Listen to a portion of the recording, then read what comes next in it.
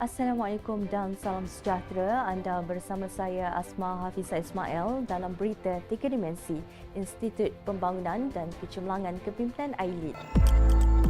Coffee Ride KL Car Free Morning merupakan cetusan idea Menteri Belia dan Sukan Yang Berhormat Datuk Seri Ahmad Faizal bin Dato' Azumu yang berobjektif membudayakan sukan dan gaya hidup aktif dalam kalangan masyarakat terutamanya warga kota menerusi sokongan Kelab Berbasikal Clever Sepeda dengan kerjasama Kementerian Belia dan Sukan KBS, Kementerian Wilayah Persekutuan, Dewan Bandaraya Kuala Lumpur dan kumpulan Cepadu. Program ini dianjurkan dengan pematuhan ketat berpandukan prosedur operasi standard SOP Sektor Sukan dan Rekreasi di bawah Pelan Pemulihan Negara PPN Fasa 4.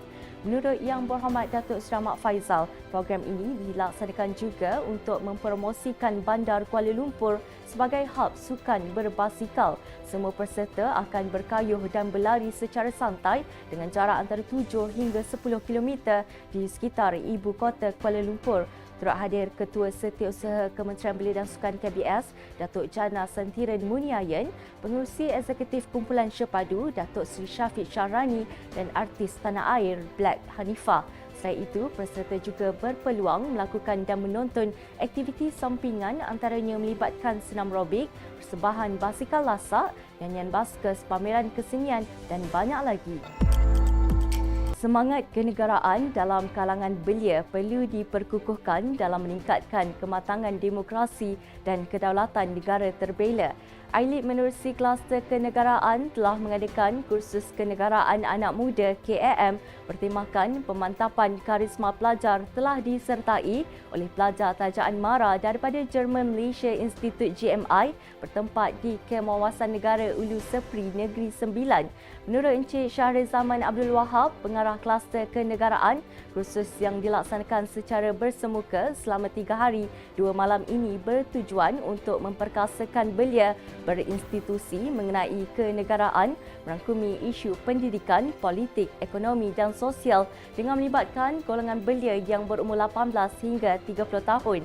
Tambah beliau lagi, bagi menyahut perubahan dasar kerajaan, peserta turut diberi pendedahan mengenai pelaksanaan undi 18 selain diberi penekanan terhadap perlembagaan persekutuan dan rukun negara serta pembangunan jati diri. Semoga pelaksanaan program sebegini dapat melahirkan belia dengan semangat patriotisme yang tinggi, berkeyakinan dan mampu untuk menyumbang kepada pembangunan diri, masyarakat dan negara. Modal Baharu Pembangunan Belia 2030 ini merupakan inisiatif daripada Majlis Belia Malaysia MBM dan Kementerian Belia dan Sukan KBS dalam usaha menambah baik dasar belia Malaysia sedia ada supaya ia lebih relevan dalam suasana dan cabaran belia masa kini yang lebih kompleks. Sehubungan dengan itu, MBM telah mengadakan satu bengkel pemurnian dan penulisan modal baharu pembangunan belia MBPB 2030 bertempat di Institut Pengajian Sains Sosial IPSAS UPM bagi memastikan modul yang dihasilkan dapat diterjemahkan dalam bentuk naskah yang mudah difahami di samping selari dengan matlamat modul. Bengkel ini dikendalikan oleh 5 orang pakar atau ahli akademik yang dominan dalam lapangan belia antaranya Profesor Dr. Ismi Arif Ismail, Profesor Dr. Haslinda Abdullah, Dr. Ahmad Al-Muhammadi, Dr. Wendy Yi Mi Tien dan Dr. Muhammad Mursyid Arsyad. 4 bidang keutamaan MBPB 2030 diperbincangkan secara mendalam termasuklah pendidikan dan latihan berkualiti, penciptaan pekerjaan dan peningkatan pendapatan, kecergasan dan kesejahteraan hidup dan pelibatan dan suara belia.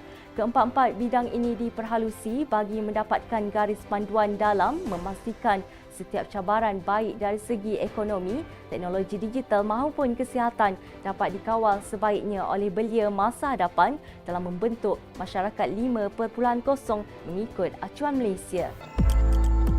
Sahabat yang beriman ibarat mentari yang menyinar, sahabat yang setia bagai pewangi yang mengharumkan. Sahabat sejati menjadi pendorong impian. Sahabat yang baik adalah orang yang bercakap benar dan bukannya hanya membenarkan kata-kata. Terus ikuti kami di semua platform media sosial AILID.